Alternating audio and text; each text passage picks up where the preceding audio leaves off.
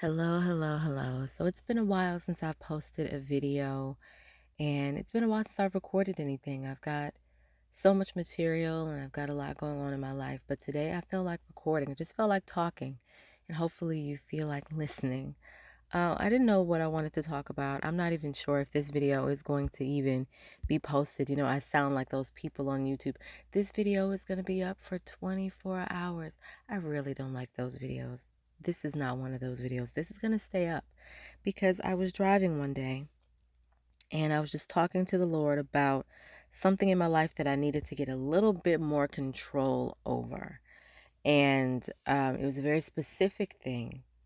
And as I was talking out loud, I just came up with these words and these ways or steps in a way to kind of get me on track on what to do just to gain more control over this particular situation. And I don't know if it can work on everything, but I'm going to talk through the steps. And you don't have to do this in any order. It's just like a little checklist to remind you of what you're doing and why you're doing it, as far as trying to get yourself back more in control of something, whether it's a relationship with someone or something within yourself that you've fallen off of, a commitment that you've given yourself.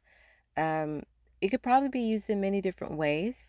I haven't quite thought out all the many different ways because for me, this was just a very straightforward um idea for my own personal thing. But if you take something from it, feel free. As I was driving, I was just talking to the Lord. I need to get this under control. I need to do better with this. And these words just came out. And the words were choices, intentions, boundaries, and direction. I'll break them all down.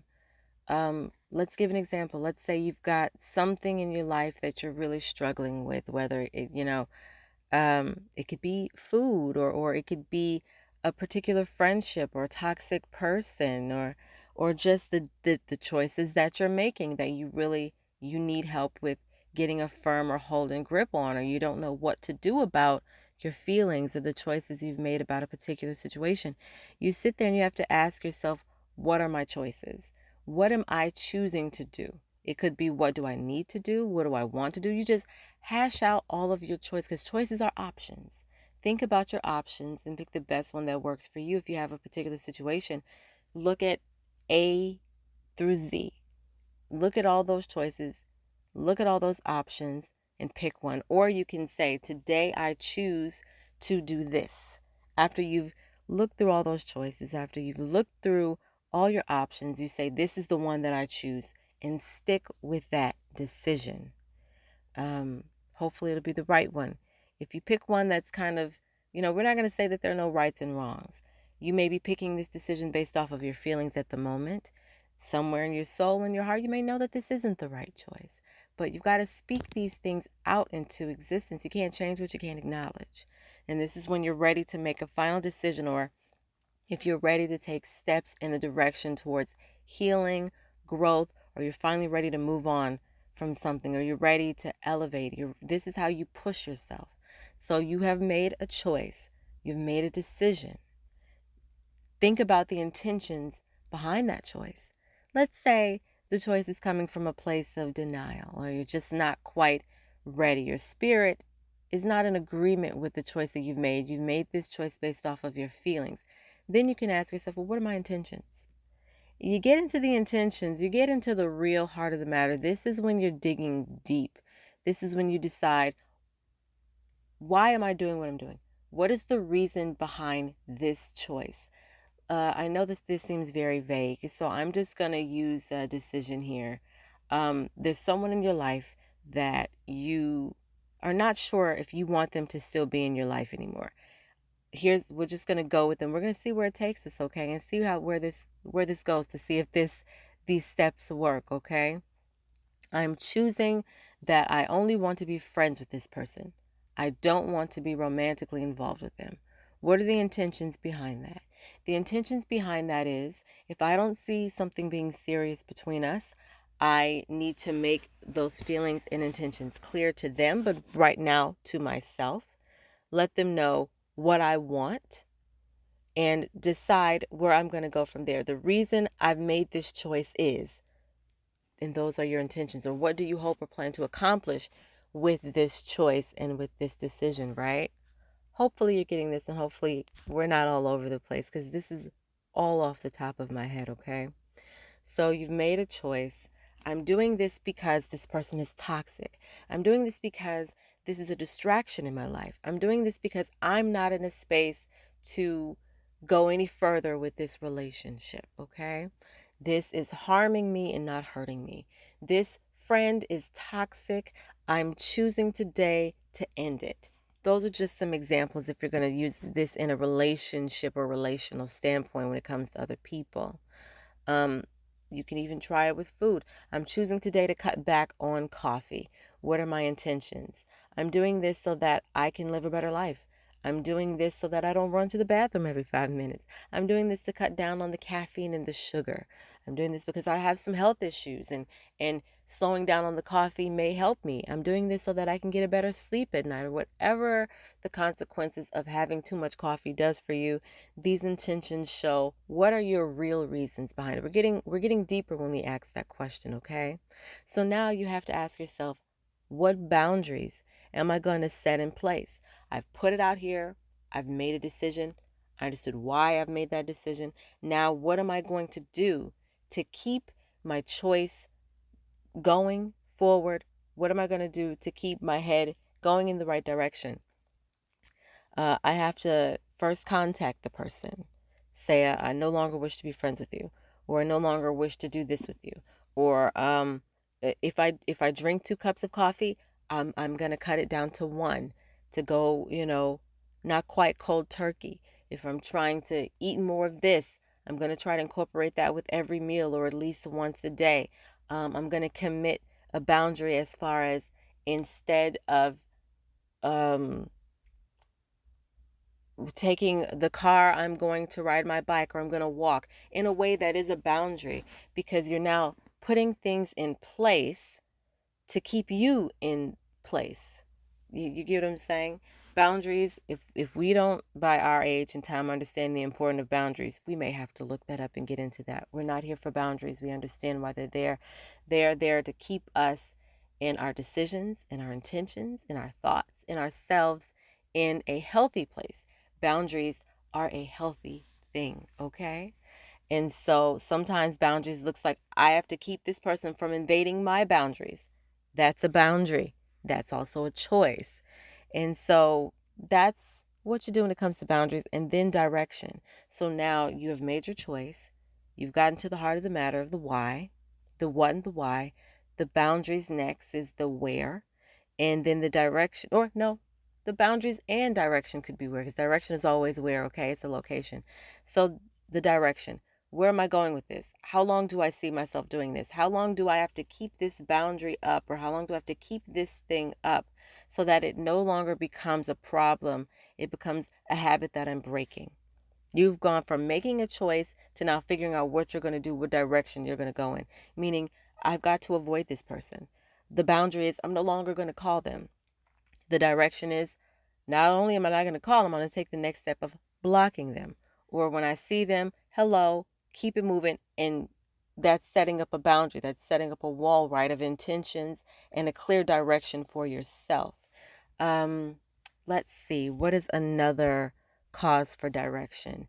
If you're trying to end a thing with a person that might have been romantic, you have to say, well, we can no longer see each other, or we can no longer see each other privately. If we're going to go out, we've got to go to a park. Or if you're trying, let's do the coffee thing again. The direction. I'm going to try to cut back. You've already said you're going to cut back from 2 cups to one, or maybe you can do a whole weekly thing. Try to expand and see it. Like, this is how you set up a plan for a long term. That's what the direction is. And sometimes we can't go long term. Sometimes we have to plant a direction one step at a time, 1 second at a time. If you have had a soul tie or a relationship with someone and you think about them a lot, you may have to plan that thing second by second. But plan your steps. Plan where you're taking this choice. Plan where you're going to take these intentions. Plan how long this boundary is going to last. Direction is planning. And so that's it. This is my little 4-step plan that just came to me out of nowhere, and I think you can pretty much use this in many different ways, in many different areas in your life, whether it's relational, personal, with your health, with food, um, and even if you have to write it down. It's always good to write it down so you can go back and remember. For me, I know that when something is heavy on my mind and I write it down, it's gone out of my brain now and I kind of forget. And sometimes you just got to go back to that thing and remember what you promised yourself, or remember what you wrote. I remember that there was a toxic person in my life and I was getting rid of them. And I listened to some old recordings because I had literally probably at least 50 to 100 recordings about this person, a whole series that I could have done, but I didn't. Or I'm not sure. Maybe someday I'll put them out slowly but surely. I don't know. And I listened and I completely forgot just how terrible this person was to me. I forgot just how harmful and just how dangerous this person was to me throughout my time with them.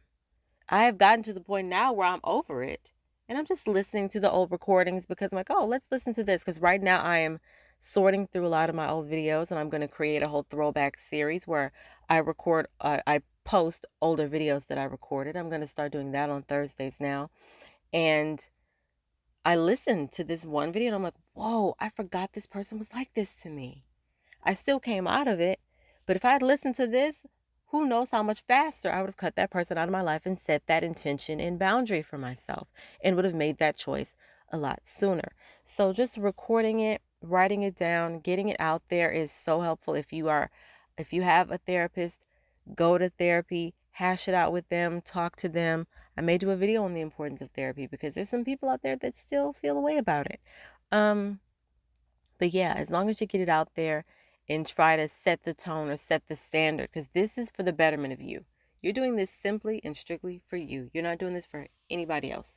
Yeah, it's going to affect the people around you, possibly, depending on what it is. But at the end of the day, you have to remember you made these choices, you set these intentions, boundaries, and have given yourself direction and steps for you.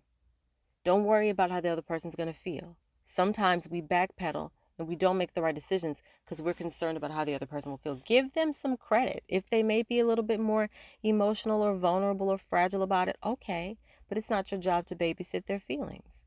You're doing this for yourself. And if you've gotten to this point, clearly you needed to set these standards. Clearly you needed to put these steps in place because what you guys currently have isn't working if you have to do this. Okay? And I would always encourage people to do this when they are ready for change. And you'll always see if you're ready to change if you've gotten to the intentions and the boundaries part and you've fallen off. When you've said, I'm going to do this and I'm going to do that. We don't want to create a habit of getting to the third step and then falling off. That means your choices and your intentions, they're not quite there yet. So you can do this in hopes that you try and you get back up again, and maybe you need to try a different boundary. Maybe you need to really question those intentions. Maybe you need to choose another choice, another reason as to why you're doing what you're doing. So I'm not saying, oh, once you have fallen off, don't do it again. No. In the beginning, we said you had options, right? Maybe you need to pick another option. Maybe you need to get to the heart of as to why you could be self-sabotaging. You could not be setting those boundaries up the way you should because a part of your intentions is not fully for healing. You might be in a little bit of denial or unacceptance, depending on what the situation is. It really shows you yourself when you follow these steps, you guys. And I'm doing my best to try to explain that. And I hope that you understood what I did. And I hope that these steps can be effective and fruitful for your life. Don't give up if you mess up. Just try again because it is for you. You will get it right. And there's nothing wrong with asking God to ask God to show you his intentions for you concerning the situation. What does he think you should do? I've had conversations with God and God like, well, I would suggest this, or I think you should do that. And ask the Holy Spirit to show you boundaries. And there is plenty of scripture on God being the lamp to our feet. He lights our path.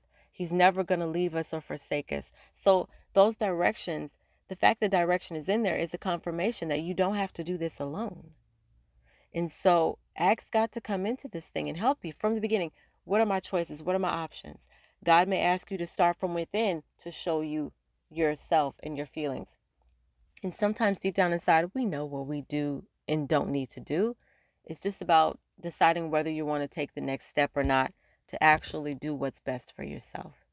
And so don't be selfish. This is self care. This is for you and for the betterment of you and your life, and maybe even your family. If there's a toxic person involved and you have children, this is for the betterment of you. And anything that is for the betterment of you is for the betterment of God and His kingdom and all the people around you. And I hope that you like this video. I hope that you enjoyed it. Please click the like button. Please share if you liked it and enjoyed it and you think someone needs this word. Sometimes, you may need to tell someone about themselves. My videos can help them with that. I'm okay. I'll take the blame. I'll take the blame. You're just simply sharing, okay? You did what I asked you to do. So it's not your fault. I'll take the blame. So thank you guys for listening, and I'll see you in the next one. Bye.